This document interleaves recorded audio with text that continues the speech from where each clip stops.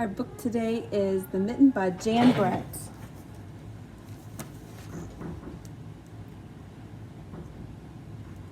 Oh, can't find the first page. Once there was a boy named Nicky who wanted his new mittens made from wool as white as snow.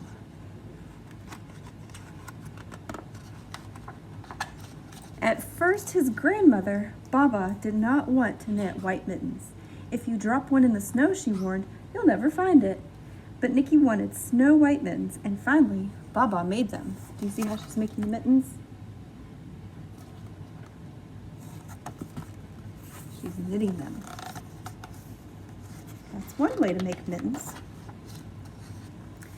After she finished, she said, when you come home, first I will look to see if you are safe and sound, but then I will look to see if you still have your snow white mittens.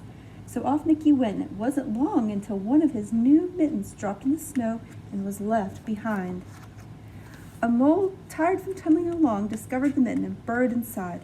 It was cozy and warm and just the right size, so he decided to stay. A snowshoe rabbit came hopping by. He stopped for a moment to admire his winter coat. It was then that he saw the mitten and he wiggled in, feet first. The mole didn't think there was room for both of them, but when he saw the rabbit's big kickers, he moved over. Next, a hedgehog came snuffling along. Having spent the day looking under wet leaves for things to eat, he decided to move into the mitten and warm himself. The mole and the rabbit were bumped and jostled, but not being ones to argue with someone covered with prickles, they made room. As soon as the hedgehog disappeared into the mitten, a big owl, attracted by the commotion, swooped down. When he decided to move in also, the mole, the rabbit, and the hedgehog grumbled, but when they saw the owl's glinty talons, that's his toenails, they quickly let him in. See how the mitten's stretching and getting bigger? Up through the snow appeared a badger. He eyed the mitten and began to climb in. The mole, the rabbit, and the hedgehog and the owl were not pleased.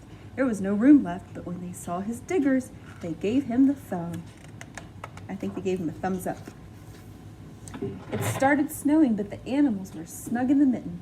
A waft of warm steam rose in the air, and a fox, twiddling by, stopped to investigate, trotting by. Just the sight of the cozy mitten made him feel drowsy. The fox poked his muzzle in, and when the mole, the rabbit, the hedgehog, the owl, and the badger seen his shiny teeth, they gave the fox lots of room. Just then a great bear lumbered by. He spied the mitten all plumped up, and not being one to be left out in the cold, he began to nose his way in. The animals were packed in as tight as could be, but what animal would argue with a bear? The mitten swelled and stretched. It was pulled and bulged to many times its size, but Baba's good knitting held fast.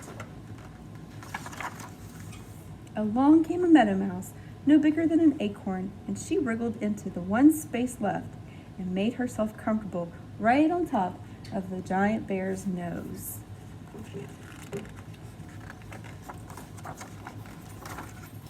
The bear, tickled by the mouse's whiskers, gave an enormous sneeze. Achoo! And the force of the sneeze shot the mitten up into the sky and scattered the animals in all directions. On his way home, Nicky saw a white shape in the distance. It was the lost mitten silhouetted against the blue sky. How'd that mitten get up there?